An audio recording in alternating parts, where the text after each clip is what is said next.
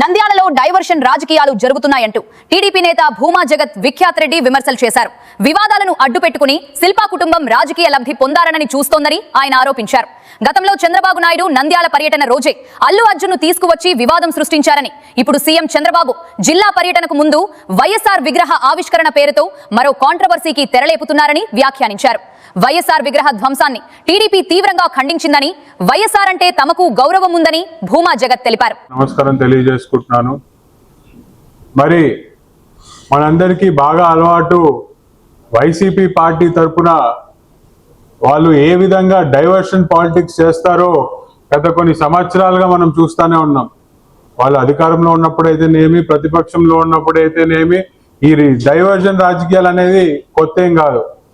కాకపోతే ఈ మధ్య కాలంలో నంద్యాలలో మరీ అధ్వానంగా డైవర్షన్ పాలిటిక్స్ అనేది బాగా అలవాటు చేస్తున్నారు. అంటే మీరు చూసుకుంటే ఇక్కడున్న లోకల్గా ఉన్న శిల్ప కుటుంబము కాంట్రవర్సీని అడ్డు పెట్టుకొని ఏ విధంగా లబ్ధి పొందుతున్నారో మనం అందరము దగ్గరుండి చూస్తున్నారు. ప్రజలు ముఖ్యంగా గమనిస్తున్నారు. మీరు చూసుకుంటే గతంలో చంద్రబాబు నాయుడు గారు ప్రతిపక్ష నేతగా ఉన్నప్పుడు ఎప్పుడైతే నంద్యాలకు వచ్చినాడో ఇక్కడ ఎన్నికల ముందు మీటింగ్ పెట్టడానికి కరెక్ట్ గా చంద్రబాబు నాయుడు గారు వచ్చిన రోజే అల్లు అర్జున్ పిలుచుకొని వస్తాడు శిల్పారావి. ఆయన సార్ ఎక్కడ ఉన్నాడో ఆ రూట్ నుంచి అల్లు అర్జున్ తీసుకొని వచ్చి ఆ రోజు ఒక కాంట్రవర్సీ క్రియేట్ చేసి లబ్ధి పొందాలని చూసి వాళ్ళ కుటుంబంలోనే చిచ్చు పెట్టిన వ్యక్తి ఈ శిల్పారావి. మరి ఈరోజు మనం చూసుకుంటే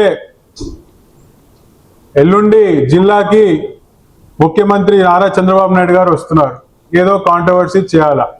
రేపు వైఎస్ రాజశేఖర రెడ్డి గారి విగ్రహంని ఓపెనింగ్ చేస్తున్నారు రేపు. మరి ఎందుకు రేపే పెట్టుకోవాల్సి వచ్చిందో ఒకసారి కూడా మనం ఆలోచించాలి. మీరు చూస్తే గతంలో వైఎస్ రాజశేఖర రెడ్డి గారి విగ్రహంను ఎప్పుడైతే ధ్వంసం చేశారో మేమందరం కూడా ఆశ్చర్యపోయినాం. ఇలాంటి చర్యకి ఎవరు పాల్గొనకూడదని చెప్పి తీవ్రంగా ఖండించాం తెలుగుదేశం పార్టీ తరఫు నుంచి. ఎందుకంటే రాజశేఖర రెడ్డి గారి అంటే మాకే కాదు ప్రతి ఒక్కరికి గౌరవము, అభిమానము. మరి నేను మాట్లాడేది నారా లోకేష్ గారు కూడా ఆ రోజు ఎప్పుడైతే పాదయాత్ర మొదలైందో శ్రీశైలం నుంచి వస్తున్నప్పుడు పావురాల పుట్టకెళ్ళి రాజశేఖర రెడ్డి గారు ఎక్కడైతే చనిపోయాడో అక్కడికి వెళ్ళి నివాళులు కూడా అర్పించాడు. అంత గౌరవం రాజశేఖర రెడ్డి గారు అంటే.